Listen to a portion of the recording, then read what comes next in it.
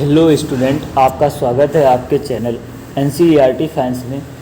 आज हमारा YouTube परिवार जो है 8000 लोगों का हो गया है। आप सभी लोगों का बहुत बहुत धन्यवाद सपोर्ट करने के लिए। आज आप लोगों की क्लास जो है प्राचीन भारतीय इतिहास महाजनपदों के बारे में जानकारी पढ़ने वाले हैं। जानकारी एक ही क्लास में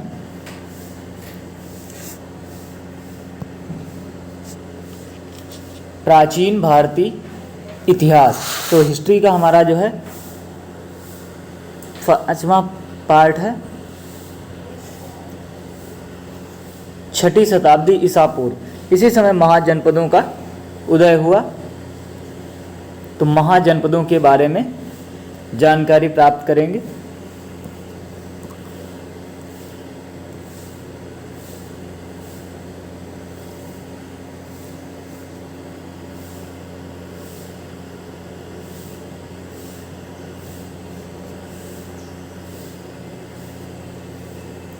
महाजनपदों का उदय।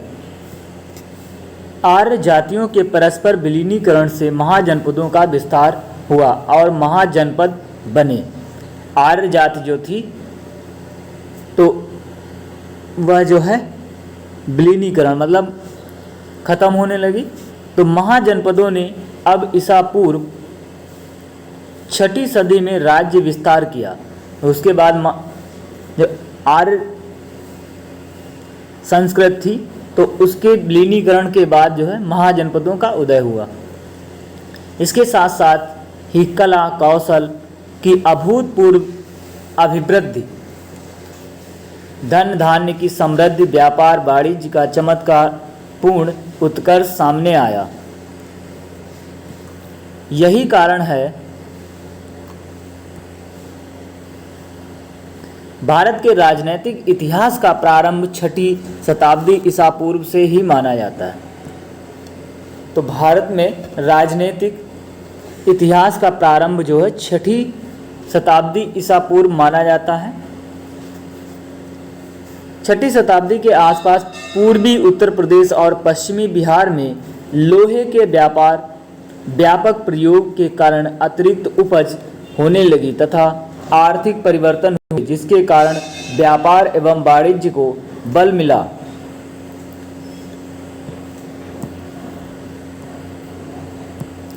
लोहे के हथियारों के प्रयोग से क्षत्रिय वर्ग की शक्ति में अपार वृद्धि हुई। इन परिवर्तनों के कारण ऋग्वैदिक कबीलाई जनजीवन में दरार पड़ने लगी और क्षेत्रीय भावना के जागृत होने से नगरों का निर्माण होने लगा। परिणामतः उत्तर वैदिक काल के जनपद महाजनपद में परिवर्तित हो गए। तो उस समय जो जनपद थे वो महाजनपदों में परिवर्तित हो गए। महाजनपदों की जो संख्या है वो कुल संख्या 16 थी, जिसका उल्लेख बौद्ध ग्रंथ कहाँ से इनका मिलता है? आगुंतर निकाय। बौद्ध ग्रंथ आगुंतर निकाय, महावस्तु एवं जैन ग्रंथ भगवती सूत्र में मिलता है। महावस्तु एवं जैन ग्रंथ भगवती सूत्र में मिलता है। इसमें मगध, कौशल, वत्स और अवंती सर्वाधिक शक्तिशाली थे। तो इसमें पूछा यहाँ से प्रश्न बन सकता है, महाजनपदों का उल्लेख किस में मिलता है? तो बौद्ध ग्रंथ आगुंतर निकाय में मिलता है। महावस्तु एवं जैन ग्रंथ भगवती सूत्र। तो इसमें पूछा जा सकता है कि उस समय सबसे समृद्ध महाजनपद कौन से थे? मगध, कौशल, वत्स और अवंती सर्वाधिक शक्तिशाली थे। 16 महाजनपदों में अस्मक ही एक ऐसा जनपद था। अस्मक जो है जनपद था जो दक्षिण भारत में गोदावरी नदी के किनारे स्थित था। तो यहाँ से प्रश्न बन सकता है, दक्षिण भारत का एकमात्र महाजनपद कौन सा है? तो असमक जो है दक्षिण भारत का एकमात्र महाजनपद था। इन 16 जनपदों में वज्र एवं मल्ल में गणतंत्रात्मक व्यवस्था थी। अब यहाँ से भी एक और प्रश्न बन सकता है, किसमें गणतंत्रात्मक व्यवस्था थी? तो वज्र एवं मल्ल गणतंत्रात्मक व्यवस्था थी, जबकि शेष में राजतंत्रात्मक थी। महापरिनिर्वाण सूत्र में 6 महानगरों की सूचना मिलती है। अब 6 कहाँ से मिलती है? महापरिनिर्वाण सूत्र महानगरों की सूचना मिलती है। तो यह कौन कौन से थे? चंपा, राजगृह, श्रावस्ती, काशी, कौशाम्बी तथा साकेत। साकेत जो है अयोध्या के क्षेत्र, अयोध्या।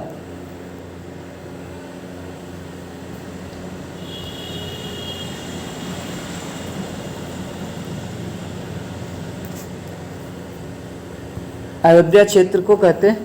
इस काल में मगध के अन्य महाजनपदों को जीतकर मगध साम्राज्य का निर्माण किया गया। इस समय जो है मगध काल में, मगध इसलिए था उसने कई महाजनपदों को जीतकर मगध में मिला लिया। तो कौन कौन से महाजनपद थे? काशी, इसकी राजधानी जो है वाराणसी थी। अंग, चंपा, भागलपुर एवं मुंगेर, ये सब बिहार के जिले हैं। भागलपुर, मुंगेर, मगध, राजगृह, गिरिवज्र, दक्षिण बिहार, यह भी बिहार के ही जिले हैं। मगध की जो राजधानी थी वो राजगृह, गिरिवज्र दक्षिण बिहार में थी। बज्ज जो है वैशाली, उत्तरी बिहार। मल्ल, कुशीनगर, उत्तर प्रदेश प्रथम भाग एवं पावा द्वितीय भाग, पूर्वी उत्तर प्रदेश। मल्ल जो है इनकी राजधानी कहाँ थी? कुशीनगर। और पूर्वी उत्तर प्रदेश का गोरखपुर, देवरिया, ये दोनों जिले क्षेत्र। चेद या चेती, सोथिवती, सुक्तिमती, आधुनिक बुंदेलखंड, जो आधुनिक आज का बुंदेलखंड है वह इसकी राजधानी था। वत्स जो है कौशाम्बी, इलाहाबाद एवं बांदा। कौशाम्बी, इलाहाबाद और बांदा की राजधानी थी।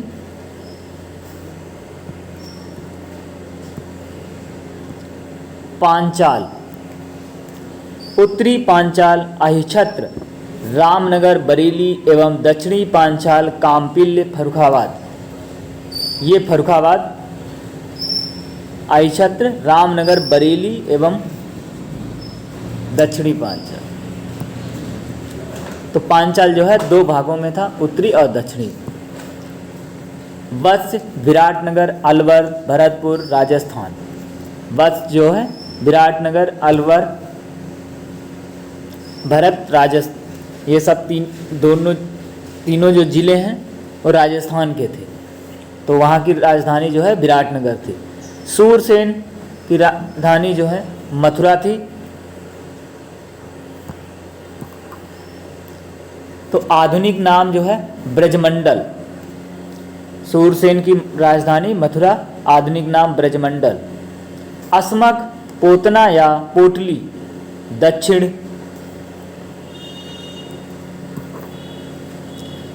भारत का एकमात्र महाजनपद, जो अभी बताया था, दक्षिण भारत का एकमात्र महाजनपद। अवंती, उत्तरी उज्जैनी। अवंती कहाँ? उत्तरी उज्जैनी, दक्षिणी महिष्मती। गांधार, तक्षशिला, पेशावर तथा रावलपिंडी अब इस समय मौजूदा स्थित है पाकिस्तान। कंबोज, राजपुर, हाटक, कश्मीर, मौजूदा स्थित कश्मीर। कुरु, इंद्रप्रस्थ, मेरठ तथा दक्षिण पूर्व हरियाणा। कुरु की जो है राजधानी थी इंद्रप्रस्थ, तो यह आज की स्थिति है मेरठ तथा दक्षिण पूर्व हरियाणा।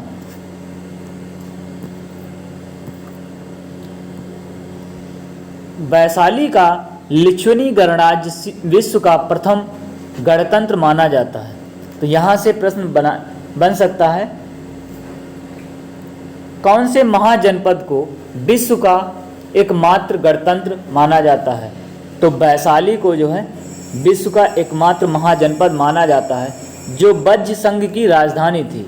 वैशाली कहाँ की? बज्ज की राजधानी थी। इसका गठन 500 ईसा पूर्व में हुआ था। 4 शक्तिशाली महाजनपद थे। इनमें कौन कौन से? मगध, कौशल, वत्स तथा अवंती। 4 शक्तिशाली महाजनपद थे। तो ये वेरी इंपॉर्टेंट है नोट। नालंदा विश्वविद्यालय विश्व के प्राचीनतम विश्वविद्यालयों में से एक था। इसकी स्थापना गुप्त वंश के शासक कुमार गुप्त प्रथम ने की।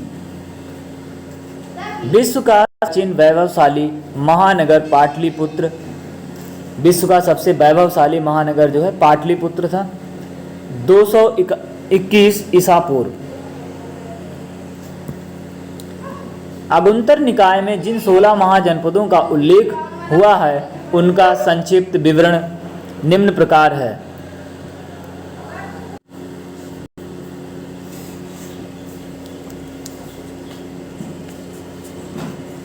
काशी। काशी महाजनपद की राजधानी जो है वाराणसी थी। काशी की राजधानी जो है वाराणसी थी। सोन नंद जातक से ज्ञात होता है कि मगध, कहाँ से? सोन नंद जातक।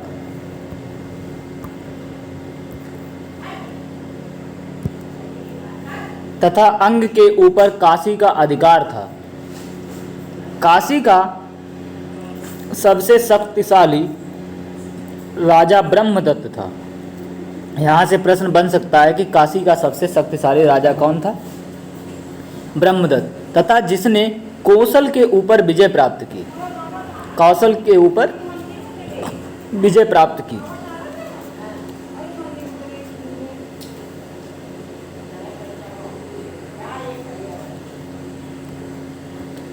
कौशल महाजनपद की राजधानी श्रावस्ती थी। तो कौशल महाजनपद की राजधानी जो है श्रावस्ती थी। रामायण कालीन कौशल राज्य की राजधानी अयोध्या थी। रामायण कालीन कौशल राज्य की राजधानी जो है अयोध्या थी। यह राज्य उत्तर में नेपाल से लेकर दक्षिण में सई नदी तक तथा पश्चिम में पांचाल से लेकर पूर्व में गंडक तक फैला था।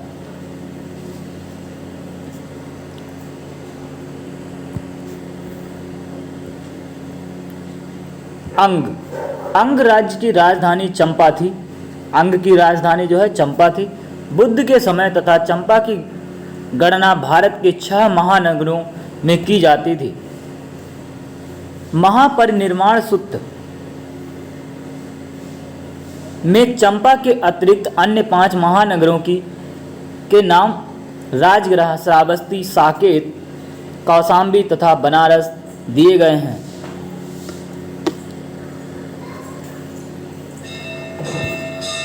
प्राचीन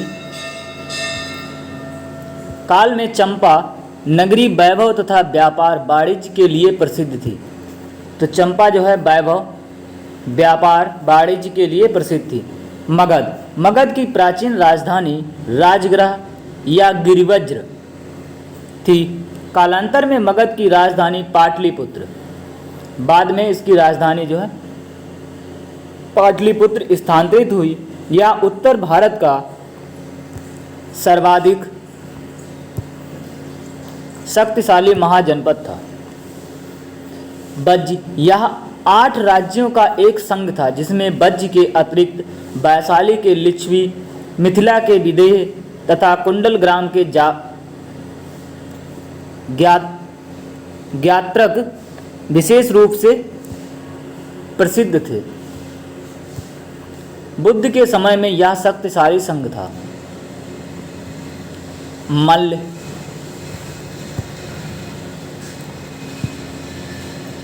बज्ज संघ के समान यह भी एक संघ था जिसमें पावा तथा कुशीनारा के मल्लों की शाखाएं सम्मिलित थीं। पावा और कुशीनगर के मल्लों की शाखाएं सम्मिलित थीं। कुछ जातक में ओकाक को वहाँ का राजा बताया गया है। किसमें? कुछ जातक में ओकाक को वहाँ का राजा बताया गया है। चेद या चेत इसकी राजधानी सुक्तिमत या सोत्थिवती थी। महाभारत काल में यहाँ का प्रसिद्ध शासक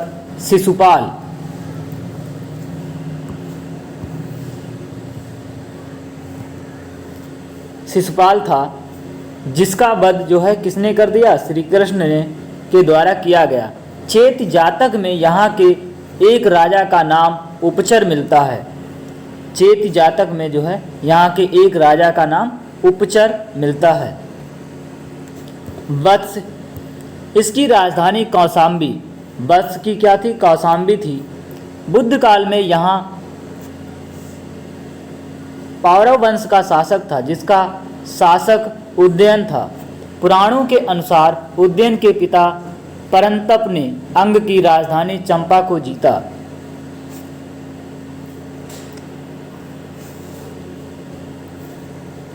उदयन के पिता परंतप, कौन थे? परंतप ने अंग की राजधानी चंपा को जीता था। कुरु इसकी राजधानी इंद्रप्रस्थ थी। बुद्ध के समय यहाँ का राजा कौरव्य, इंद्रप्रस्थ का कौरव्य था। पांचाल प्रारंभ में इसके दो भाग थे। उत्तरी पांचाल जिसकी राजधानी अहिछत्र तथा दक्षिणी पांचाल जिसकी राजधानी काम्पिल्य थी,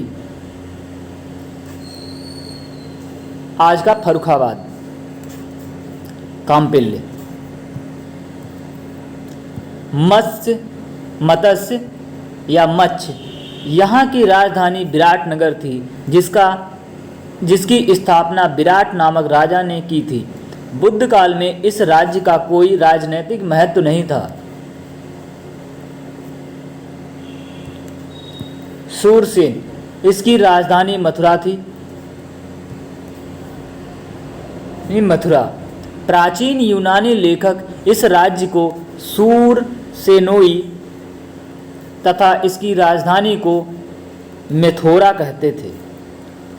प्राचीन यूनानी लेखक जो है सूरसेन को सूरसेनोई तथा इसकी राजधानी को मेथोरा कहते थे। बुद्ध काल में यहाँ का राजा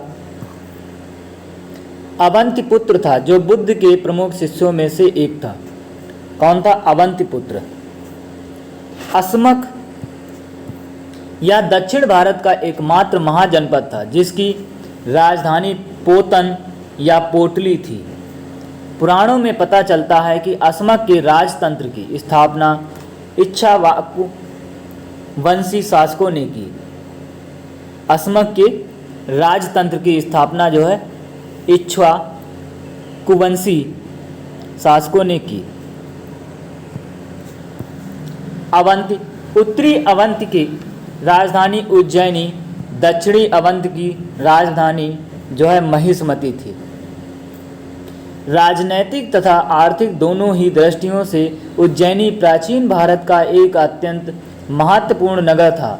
यहाँ लोहे की खानें तथा लुहार इस्पात के उत्कर्ष अस्त्र शस्त्र निर्मित करते थे। इस कारण यह राज्य सैनिक दृष्टि से अत्यंत सबल था। सैनिक दृष्टि से अत्यंत सबल मतलब अत्यंत प्रमुख था।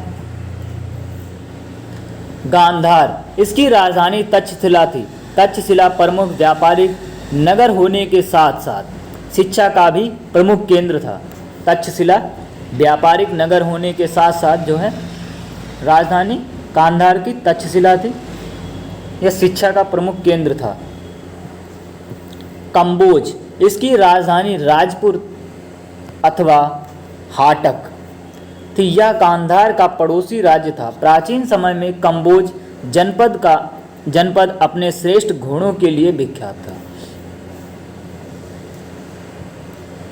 बुद्ध के समय गणतंत्र।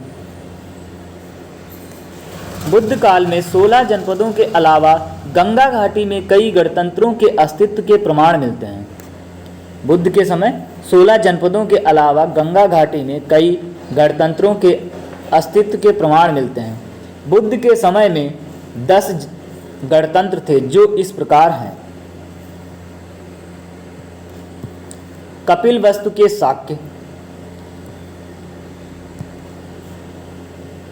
सुमसुमारा के भग्ग, कुछ अन्य स्रोतों में इसका नाम सुसुभारगिरी एवं सुमसुमगिरी भी मिलता है।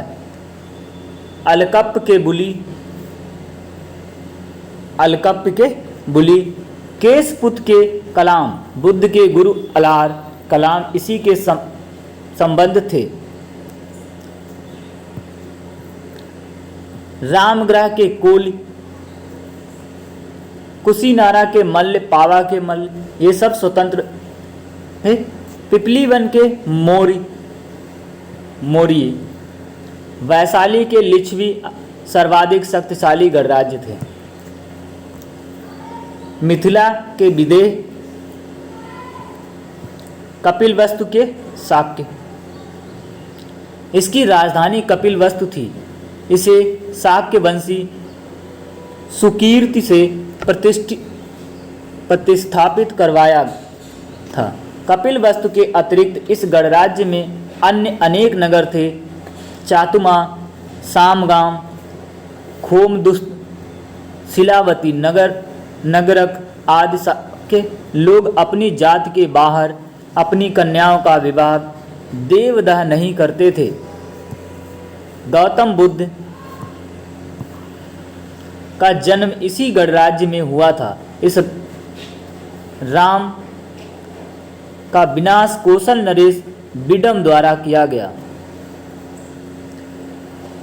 सुमसुमारा के भग्ग, इसकी स्थिति अनुमान वर्तमान चुनार या मिर्जापुर जिला से किया गया है। ऐसी मान्यता है कि भग्ग ऐतरेय ब्राह्मण में उल्लिखित वंश से संबंधित हैं। भग्ग जो हैं कहाँ से? ऐतरेय ब्राह्मण में उल्लिखित वंश से संबंधित हैं। अलकप्प के बुली, इसकी राजधानी बेतिया या बेठद्वीप, बुली लोग बौद्ध धर्म के अनुयायी थे। आधुनिक स्थानों की दृष्टि से यह राज्य बिहार प्रांत के शाहाबाद, आरा और मुजफ्फरपुर जिलों के बीच स्थित था। केसपुत के कलाम, वैदिक साहित्य से पता चलता है कि कलामों का संबंध पांचाल जनपद के केसियों के साथ था। आचार्य अलार कलाम इसी राज्य से संबंधित थे। उल्लेखनीय है कि महात्मा बुद्ध ने ग्रह त्याग के बाद आचार्य अलार कलाम से सांख्य दर्शन की दीक्षा प्राप्त की। तो अलार कलाम यहाँ से प्रमुख है। हाँ, बुद्ध के ने इनसे सांख्य दर्शन की दीक्षा प्राप्त की थी। रामग्राम के कोलियों की राजधानी रामग्राम की पहचान वर्तमान गोरखपुर जिले में स्थित रामगढ़ ताल से की गई। की पहचान जो है रामगढ़ ताल से की गई। कोलीगढ़ के लोग अपनी पुलिस शक्ति के लिए प्रसिद्ध थे। उस समय अपनी पुलिस शक्ति के लिए प्रसिद्ध थे। कुशीनारा के मल्ल, वाल्मीकि रामायण में मल्लों को लक्ष्मण के पुत्र चंद्रकेतु मल्ल का वंशज कहा गया है। वाल्मीकि रामायण में मल्लों को लक्ष्मण के पुत्र चंद्रकेतु मल्ल का वंशज कहा गया है।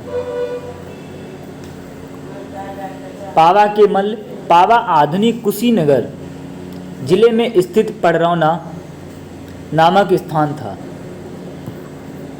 मल्ल लोग सैनिक प्रवृत्ति के थे। मल्ल कैसे थे? सैनिक प्रवृत्ति के थे। पिपलीवन के मौर्य, किंवदंती है कि मोरों के प्रदेश के निवासी होने के कारण इन्हें मौर्य कहा गया। मौर्य शब्द से ही मौर्य शब्द बना। चंद्रगुप्त मौर्य इसी वंश में उत्पन्न हुआ था। चंद्रगुप्त मौर्य जो है मौर्य वंश में उत्पन्न हुए थे। वैशाली के लिच्छवी यह बुद्ध काल का सबसे बड़ा शक्तिशाली राज्य था। लिच्छवी वज्र संघ में सर्वप्रमुख था। इनकी राजधानी वैशाली मुजफ्फरपुर जिले के बसाड़ नामक स्थान में स्थित थी। महाभग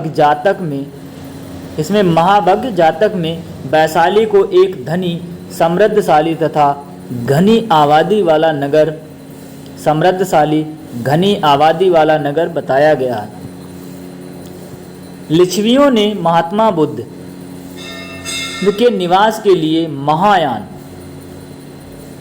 महावन में प्रसिद्ध कुटाग्रशाला का निर्माण करवाया था, जहां रहकर बुद्ध ने अपने उपदेश दिए। लिच्छवी का राजा चेटक था। चेटक की पुत्री चेलना या छलना का विवाह मगध नरेश बिंबिसार के साथ हुआ था। महावीर की माता जो है त्रिशला, इसकी क्या थी? बहन थी चेलना की। मिथिला के विदेह। यहाँ के राजा जनक अपनी शक्ति एवं दार्शनिक ज्ञान के लिए सुप्रसिद्ध थे। इनकी राजधानी मिथिला की पहचान वर्तमान जनकपुर से की जाती है। मगध साम्राज्य का उत्कर्ष। मगध एक परिचय। मगध प्राचीन भारत के 16 महाजनपदों में से एक था। यह बुद्ध काल का तथा परवर्ती काल में उत्तरी भारत का सबसे शक्तिशाली और समृद्ध जनपद था।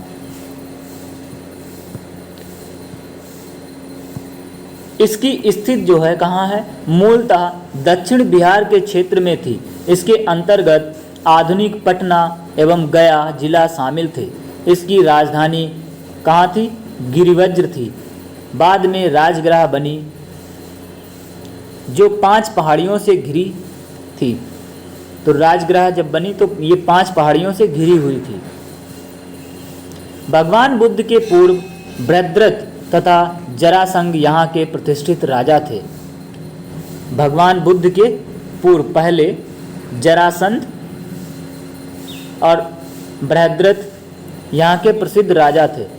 इसकी भौगोलिक स्थिति कैसी थी? मगध की सीमा उत्तर में गंगा से दक्षिण में विंध्य पर्वत तक, चंपा से पश्चिम में सोन नदी तक विस्तृत थी। मगध की राजधानी कालांतर में पाटलिपुत्र स्थानांतरित हुई। बाद में पाटलिपुत्र स्थापित हो गई। विस्तृत उपजाऊ मैदान, कृषि में लोहे तथा नवीन तकनीक का प्रयोग, वन क्षेत्र एवं हाथियों की उपलब्धता। यहाँ जो है हाथियों की उपलब्धता थी मगध में। खनिज संसाधनों की उपलब्धता, व्यापार की अनुकूल दशा तथा प्राकृतिक सुरक्षा ने मगध के उत्कर्ष में महत्वपूर्ण योगदान दिया। मगध राज्य ने तत्कालीन शक्तिशाली राज्य, उस समय जो शक्तिशाली राज्य था, कोसल, वत्स व अवंती को मिला लिया। इस प्रकार मगध का विस्तार अखंड भारत के रूप में हो गया। मगध साम्राज्य के इतिहास से भारत के इतिहास का एक नया युग शुरू होता है, जिसे मगध के उत्कर्ष के नाम से जाना जाता है। मगध राज्य के प्रमुख वंश तो कौन कौन से? हर्यक वंश जो है 544 ईसा पूर्व से 412 ईसा पूर्व, 544 ईसा पूर्व से 412 ईसा पूर्व। इसके संस्थापक कौन थे? बिंबिसार। राजधानी राजगृह या गिरिवज्र पाटलिपुत्र। प्रमुख शासक बिंबिसार 544 ईसा पूर्व से 492 ईसा पूर्व। बिंबिसार इस वंश का प्रथम शक्तिशाली शासक था, उसे मगध साम्राज्य की सत्ता का वास्तविक संस्थापक भी माना जाता है।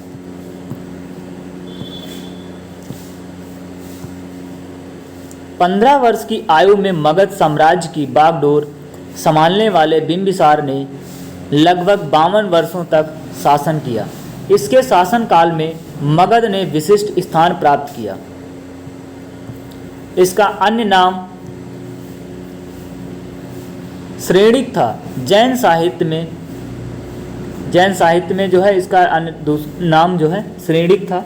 बिंबिसार ने अपने राज्य की नींव विभिन्न वैवाहिक संबंधों के फलस्वरूप रखी और उसका विस्तार किया। उसने 3 विवाह किए थे। तो कौन कौन से थे? प्रथम पत्नी महाकोसला देवी थी। प्रथम पत्नी जो है महाकोसला देवी थी, जो कौशल राज की पुत्री और प्रसेनजित की बहन थी। इनके साथ दहेज में काशी प्रांत मिला। इनको जो है दहेज में काशी मिला, जिससे 1 लाख की वार्षिक आय होती थी। दूसरी पत्नी वैशाली लिच्छविनी राजकुमारी चेलना या चलना थी, जिसे अजातशत्रु का जन्म हुआ।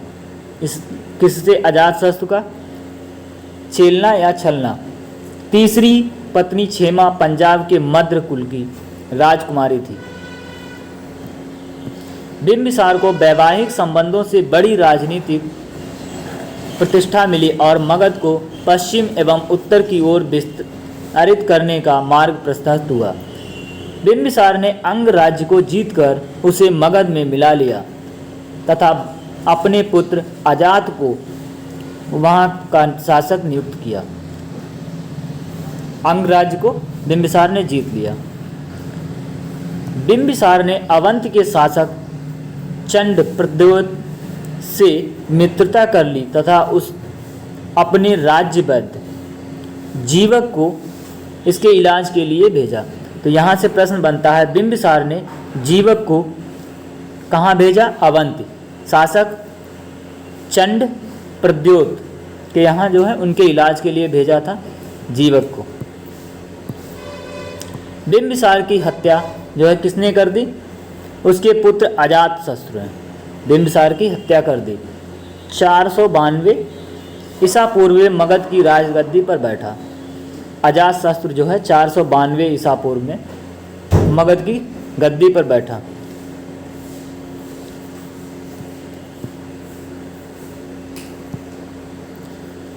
अजातशत्रु का कौशल नरेश प्रसेनजित से युद्ध हुआ। प्रसेनजित की पराजय हुई। अजातशत्रु का जो है कौशल के नरेश प्रसेनजित से युद्ध हुआ।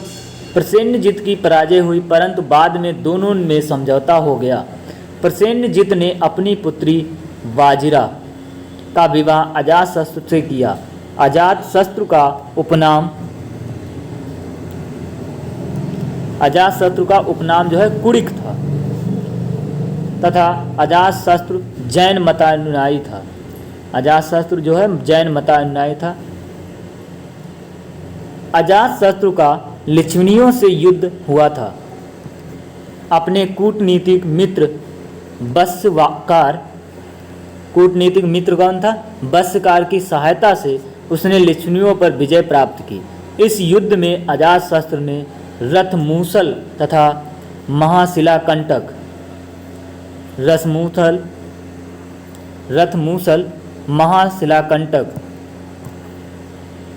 नामक हथियारों का प्रयोग किया। बाद में काशी व वैशाली दोनों मगध के अंग बन गए। काशी और वैशाली दोनों मगध के अंग बना लिए। अजातशत्रु के समय में ही राजगृह की सप्तपर्ण गुफा में प्रथम बौद्ध संगीत का आयोजन हुआ। सबसे पहले कहाँ? अजातशत्रु के समय राजगृह की सप्तपर्ण गुफा में बौद्ध संगीत का आयोजन हुआ था। अजातशत्रु ने 32 वर्षों तक मगध पर शासन किया। पुराणों के अनुसार 28 वर्ष। 32 वर्षों तक शासन करने के बाद अजातशत्रु अपने पुत्र उदयन द्वारा मार डाला गया। अब इसके पुत्र ने उदयन ने मार दिया। 460 ईसा पूर्व से 444 ईसा पूर्व पुराणों एवं जैन ग्रंथों के अनुसार उदयन ने गंगा तथा सोन नदियों के संगम तट पर पाटलिपुत्र। पाटलिपुत्र कुसुमपुरा नामक नगर की स्थापना की तथा उसे अपनी राजधानी बनाया। वह जैन मतानुयायी था। हर्यक वंश का अंतिम राजा उदयन का पुत्र नागदशक था। उसको उसके आमात्य शिशुनाग ने पदच्युत कर मगध की गद्दी पर अधिकार कर लिया। किसने? नागदशक। हर्यक वंश का कौन? नागदशक। मगध की गद्दी पर अधिकार कर लिया और शिशुनाग वंश की स्थापना की। किसने? नागदशक ने शिशुनाग वंश की स्थापना की। शिशुनाग वंश जो है 472 ईसा पूर्व से 344 ईसा पूर्व। इस वंश का संस्थापक जो है शिशुनाग को माना जाता है। इसी के नाम पर इस वंश का नाम शिशुनाग वंश रखा गया। प्रमुख शासक शिशुनाग 412 ईसा पूर्व से 394 ईसा पूर्व। इसने अवंती तथा वत्स राज्य पर अधिकार कर उसे मगध साम्राज्य में मिला लिया। इसने वैशाली को राजधानी बनाया। इसने जो है वैशाली को राजधानी बनाया। इसके शासन के समय मगध साम्राज्य के अंतर्गत बंगाल से लेकर मालवा तक का भूभाग सम्मिलित था। बंगाल और मालवा तक का भूभाग सम्मिलित था। महावंश के अनुसार शिशुनाग की मृत्यु के पश्चात उसका पुत्र कालाशोक गद्दी पर बैठा। इसके महावंश के अनुसार उसका पुत्र कालाशोक गद्दी पर बैठा। कालाशोक 394 ईसा पूर्व से 366 ईसा पूर्व। इसका नाम पुराण तथा दिव्य वदान में काकवर्ण मिलता है। तो यहाँ से प्रश्न बन सकता है काकवर्ण किसका नाम है? कालाशोक का काकवर्ण। इसने वैशाली के स्थान पर पुनः पाटलिपुत्र को अपनी राजधानी बनाया। इसने 28 वर्षों तक शासन किया। कालाशोक ने 28 वर्षों तक शासन किया। इसी के समय द्वितीय बौद्ध संगीत आयोजन वैशाली में हुआ। इसी समय बौद्ध संघ दो भागों में स्थविर तथा महासांघी में बट गया। बाणभट्ट रचित हर्षचरित के अनुसार काकवर्ण को राजधानी पाटलिपुत्र में घूमते समय महापद्मनंद नामक व्यक्ति ने चाकू मारकर हत्या कर दी। तो इनकी हत्या जो किसने कर दी? महापद्मनंद मारकर हत्या कर दी। महाबोधि वंश के अनुसार कालाशोक के 10 पुत्र थे, जिन्होंने कालाशोक की मृत्यु 366 ईसा पूर्व के बाद मगध पर 22 वर्षों तक लगभग 344 ईसा पूर्व शासन किया। इसके बाद में आता है नंद वंश 344 ईसा पूर्व से 323 ईसा पूर्व। संस्थापक महापद्मानंद।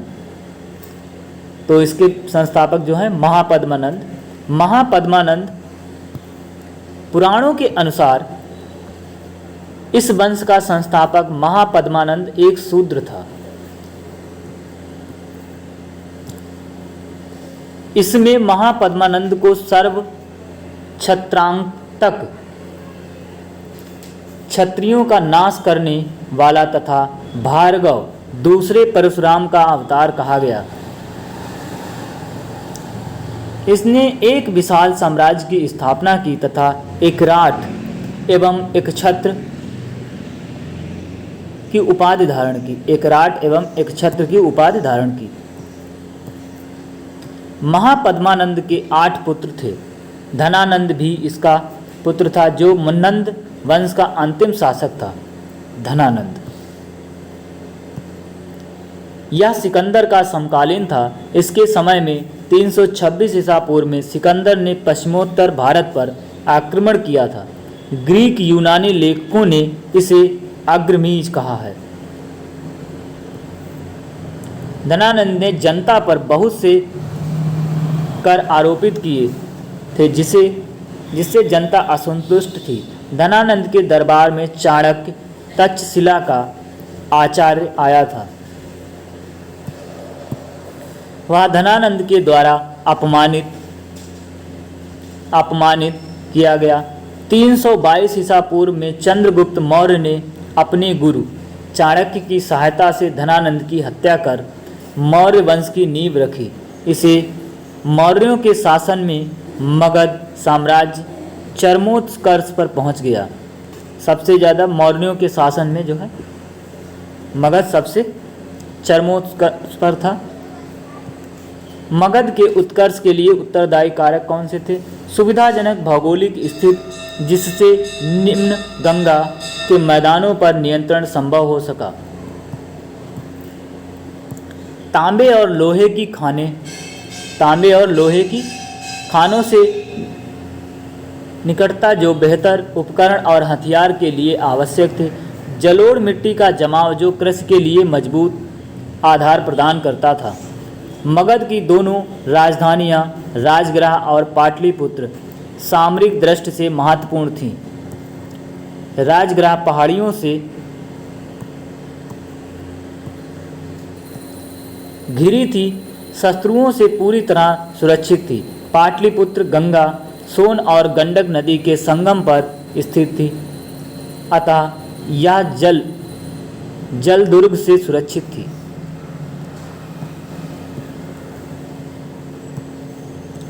दक्षिण बिहार में गया के घने जंगलों से इमारती लकड़ी और सेना के लिए हाथी प्राप्त होते थे। यही कारण था कि मगध ने पहली बार युद्धों में हाथियों का बड़े पैमाने पर प्रयोग किया। तो मगध यहाँ से प्रश्न बन सकता है, सबसे पहले किसने युद्ध में हाथियों का प्रयोग किया? तो मगध ने। तो वंश का नाम, राजा और शासनकाल। हर एक वंश जो है 544 ईसा पूर्व से 412 ईसा पूर्व। पहला शासक था बिंबिसार, 52 वर्ष 544 से 492 ईसा पूर्व।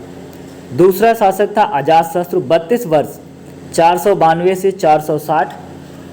उज्जैन तथा उसके उत्तराधिकारी 48 वर्ष 460 से 412 ईसा पूर्व। दूसरा वंश था शिशुनाग वंश, 412 ईस्वी से 344 ईसा पूर्व।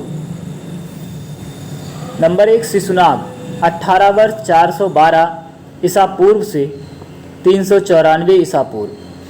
दूसरा है काकवर्ण या कालासो,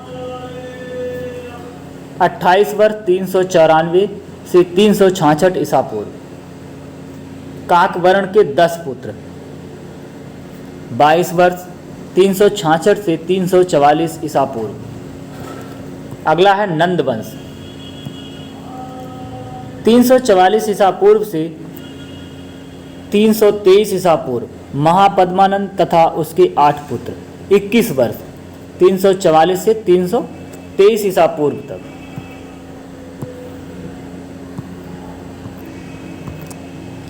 तो आज के लिए इतना ही, मिलते हैं नेक्स्ट वीडियो में। वीडियो अगर अच्छा लगा हो तो वीडियो को लाइक, शेयर और हमारे चैनल NCERT फैंस को अगर आपने अभी तक सब्सक्राइब ना किया हो तो सब्सक्राइब कर लें। वीडियो देखने के लिए धन्यवाद।